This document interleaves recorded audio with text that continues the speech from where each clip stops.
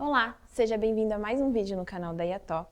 Eu sou a Gabriele, analista de marketing, e hoje eu trouxe duas pessoas para conversarmos sobre a importância do letramento de lideranças em ESG.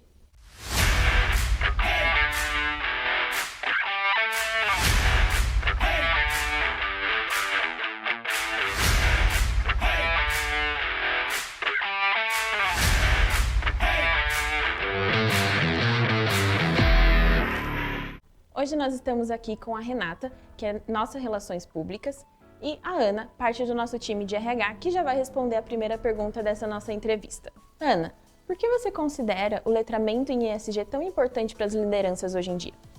Gabi, muito obrigada pelo convite. Então, respondendo a primeira pergunta, tem muitas possibilidades de resposta, mas acho que primeiramente o fato de que as lideranças, tendo conhecimento sobre ESG, eles podem promover maior responsabilidade social e sustentável dentro das empresas. Além de, enfim, integrar os times e levar para os colaboradores esse conhecimento como uma forma de reflexo do que eles adquirem nas suas formações e tudo mais. É sempre importante reforçar que os líderes são exemplo para os seus liderados naquilo que eles fazem.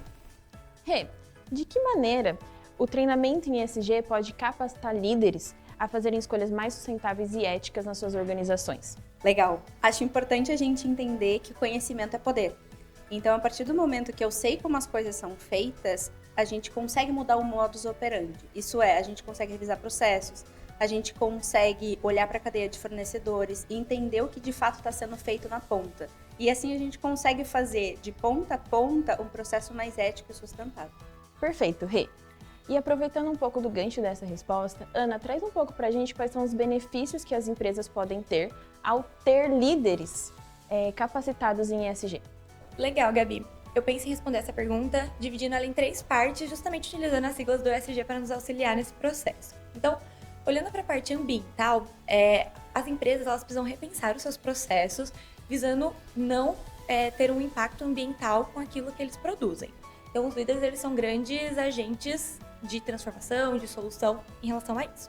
Pensando na questão social, os líderes eles podem atuar em 2 frentes, né? Tanto com os colaboradores quanto a sociedade que está envolvida próximo daquela empresa, indústria, organização de forma geral, através de promovendo mais diversidade e inclusão, reforçando os direitos humanos e etc. Então, toda essa parte social ela precisa ser muito reforçada e desenvolvida, e os líderes são grandes agentes de puxar esse movimento. E por último, o G da governança, os líderes eles precisam ter muita transparência no processo de gestão. E, consequentemente, para isso, os colaboradores precisam saber o que está acontecendo. Então, é muito importante que tenham processos documentados, estruturados, gestão de risco estabelecida, e assim todo mundo sabe o que está acontecendo no backstage das empresas. E de que forma o letramento em ESG ele pode ajudar os líderes em todas as áreas e processos da empresa? Interessante, Gabi. Acho que é legal a gente sempre lembrar que quando a gente começa a trazer o ESG para os líderes, a gente começa a fazer uma transformação cultural.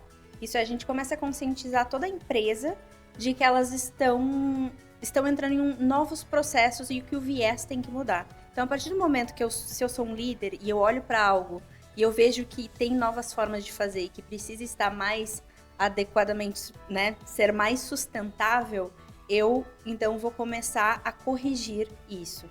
E aí, pensando, imagina que se hoje eu não sei nada sobre lixo orgânico e lixo reciclável, e aí, a partir daquele momento que eu descubro, seria incoerente eu descartar os dois na mesma lixeira. Então, assim, entra a mesma coisa para os processos. Quando a gente passa por essa transformação cultural, a gente consegue entender o que está acontecendo e por quê, e a gente começa a implantar isso em todos os processos de cima a baixo, top-down, que a gente geralmente fala. Muito bom você falar disso, Rê, porque eu realmente já ia trazer um pouco sobre essa cultura organizacional, até pedir para a Ana complementar em como os líderes podem promover isso, essas práticas sustentáveis na empresa. Aproveitando o gancho que a Rê trouxe na pergunta anterior, eu vou aproveitar para responder o que você me perguntou.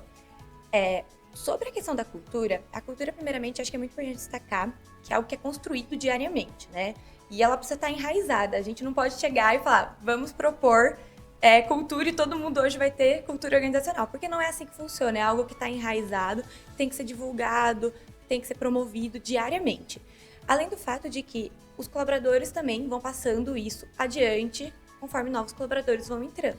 Mas os líderes, eles são grandes responsáveis por esse movimento, de serem os promovedores e divulgadores da cultura. Então, quando se trata de cultura organizacional relacionada à sustentabilidade, a gente segue na mesma linha. Então, sempre olhando para divulgar, promover e reforçar ela diariamente, tanto os líderes divulgando e promovendo, quanto os próprios colaboradores fazendo esse trabalho uns com os outros. E seguindo um pouco nessa linha que você já trouxe pra gente, como que os líderes eles podem engajar os colaboradores a adotar essas práticas dos valores ESG? Esse é um grande desafio para todo mundo que está na área de recursos humanos e os líderes. Então, engajar e motivar os colaboradores é sempre a parte mais difícil do nosso trabalho. Mas eu acredito que sempre para você engajar é preciso influenciar primeiro, influenciar positivamente, né? E linkando no que eu comecei falando na nossa conversa, a melhor forma de influenciar é através do exemplo. Então, o exemplo arrasta, né? Aquela famosa frase. Então, sempre que a gente tem um exemplo positivo, as pessoas tendem a segui-lo, né? Porque é muito complicado, né? Você, como líder, cobrar que o seu liderado descarte corretamente o seu lixo no local e, consequentemente, você não descartar corretamente o lixo no local. Então, a gente tem que ser o exemplo para os nossos liderados. E a forma de motivar, eu acredito sempre que é através do reconhecimento. Então, as empresas podem criar métricas para reconhecimento através de prêmios, através de divulgação na TV corporativa, enfim, através de discursos. Enfim, tem muitas formas de reconhecimento que a gente encontra pela internet, né? Que as empresas divulgam os cases. Então, eu acredito que o reconhecimento é uma ótima forma também de motivar os liderados. Rê, então traz pra gente quais são os principais desafios para implementar as estratégias ESG. Resistência. Como que você se sente quando a gente começa uma dieta? É mais difícil, né? Uhum. Então, assim, toda vez que a gente muda um comportamento ou tem que mudar alguma coisa, a gente passa pelo período de resistência. E nesse período, a gente tem que entender o porquê que a gente está fazendo o que está fazendo.